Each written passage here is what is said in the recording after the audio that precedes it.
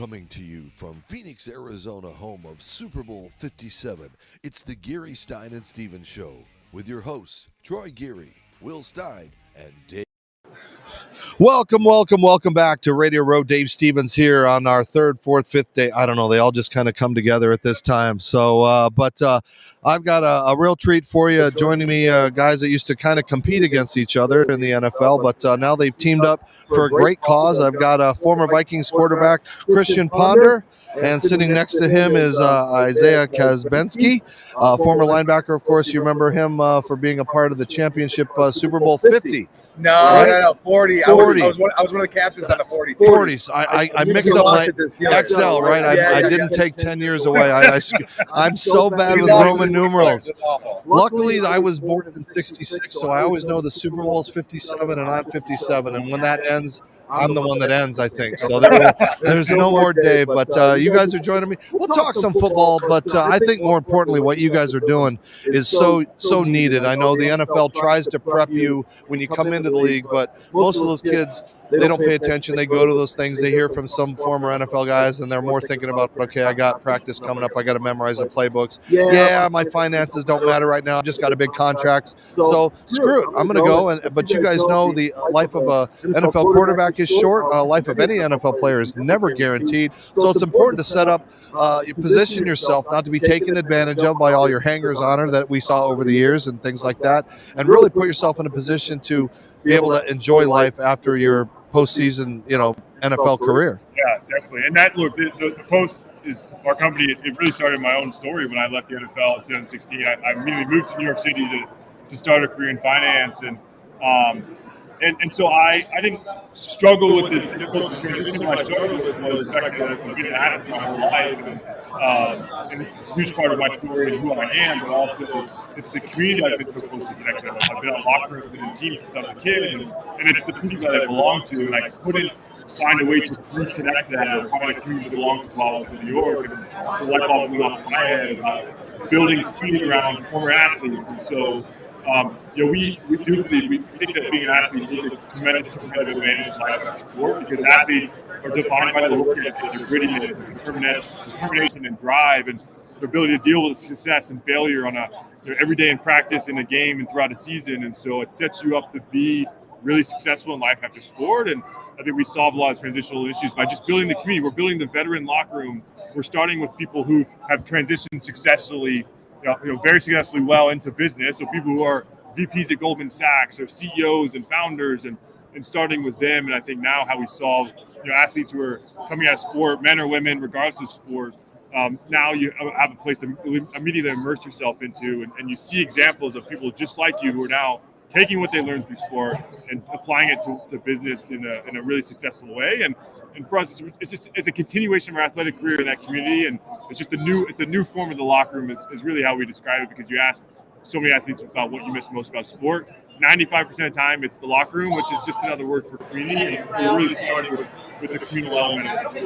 And it's the same way for real veterans. It's the same as that community's come together through MVP and what Nate Boyer's doing and all those wonderful things. So are you the brains and you're the beauty, or are you the brains? I know, we got the Harvard guy over here that we got to talk about how you got involved and, putting your money on the line to create this thing. Yeah, absolutely. So everything that Christian's talked about, intimately understand, right? Playing 8 years, transitioning out, knowing that's not easy, but understanding those things that got me to play at that elite level, the perseverance, the ability to overcome, never backing down, unbelievable hard work, all those things, I had to translate to someone else. I had some great mentorship along the way to help me do that, point in the right direction. I talked to a bunch of players that had transitioned out, right? Like a Joe Montana, like a Steve Young, like a Ronnie Lott, Gary Fensick, I don't remember him, Yale, Chicago Bears. Talked to them like what they did, right? And they pointed in the right direction, showed they were still hungry as well around being able to do that. And I remember that I always knew, coming out of the NFL, I knew I wanted to start a venture capital fund. So retired, went to Harvard Business School, got my MBA, and became an entrepreneur first, and then eventually worked my way to starting my venture capital fund. So I started Fund 1 in 2019. We just raised our Fund 2. It's a $150 million fund. Out of that fund, we really look for working with amazing entrepreneurs into markets that we can help out a ton that can scale to venture returns, right? Where we have We've raised the fund. We have, a fiduciary responsibility to drive those top tier returns. Looking at and meeting Christian and looking at this vision where it's a latent market, right? If you think about this wouldn't necessarily be kind of front of mind. This model scales incredibly well. These guys are the right people to do it. We're looking at multi-decade tailwinds. YPO's existed for a long time. It's very much taking that even more so, right? The identity of an athlete never really changes, right? You guys still identify yourself as an athlete. It's core to who we are. We want to do other things. That is unbelievably, psychologically, unbelievable important for what he's building at the Post. He's already started to see it. They have a massive waiting list where they're coming out with it as well. These guys are the right group to execute it. He co-founded with a former president of Under Armour, CEO of Equinox Media, Jason LaRose. Amazing team that they've built behind them as well. And no one's done this before, right? That's the last thing. We check the box on, can this get venture scale? This is multi-decade tailwinds. And can you actually go execute and drive that as well? This is the team to be able to do it. Super exciting on a lot of different fronts. But you didn't answer my question. Who's the brains and the beauty? I'm definitely not the beauty. Okay. And we're just excited. We love to work closely with entrepreneurs. Christian and Jason are so easy to work with. I sit on their board of directors as well. But really, and having been an entrepreneur before, I understand it's not about going in to run a business. It's how do we connect dots efficiently for entrepreneurs, for Jason and Christian, as much as possible across the board. So whatever you want to call that, I don't know if it's brains. I wouldn't say it's brains. It's definitely not the beauty over here around that. But I think being able to work closely with entrepreneurs is what makes me excited every single day I get up. And that's why I do what I do. And again, point that passion and direction in the right way. All right, Christian, take me through it. I just got drafted. I'm the number 1 pick coming out of Augsburg University in Minnesota. And, I'm a high pick. I got a lot of money. Why do I come to you and take me through that process? What happens to me? Yeah, so we are primarily right now we're focused on former athletes, right? So say, you're 6 years removed now. I'm done playing. I have some ambitions in business, and so I think a lot of athletes struggle with obviously taking yourself out of sport where you're most secure. It's I'm so secure as an athlete. It's where I've performed. I've dedicated so much time and effort.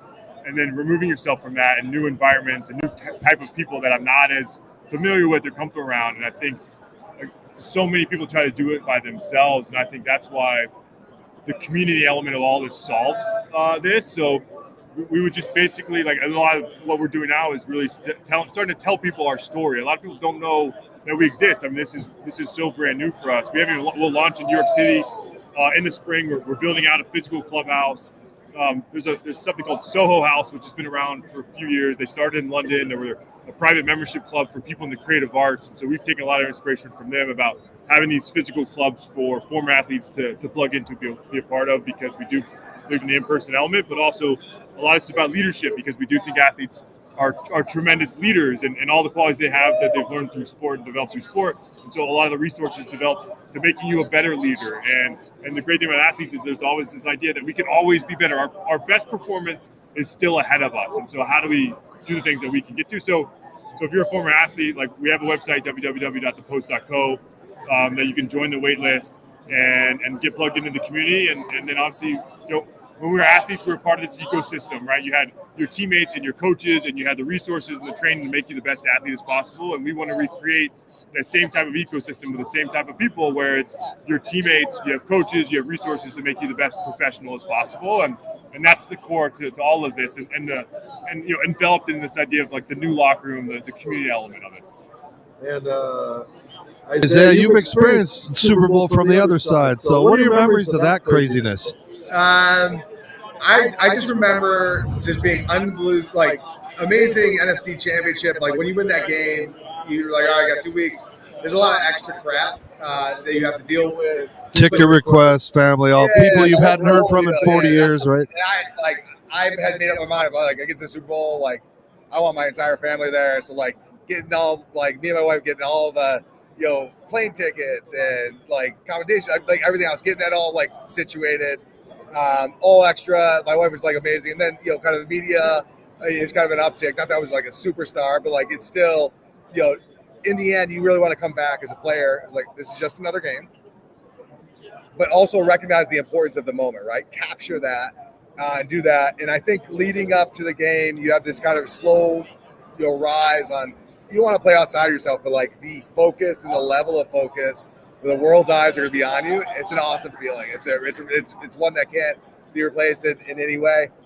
Then being able to, game day, step on that field, and I told this story before, but like it's unbelievable.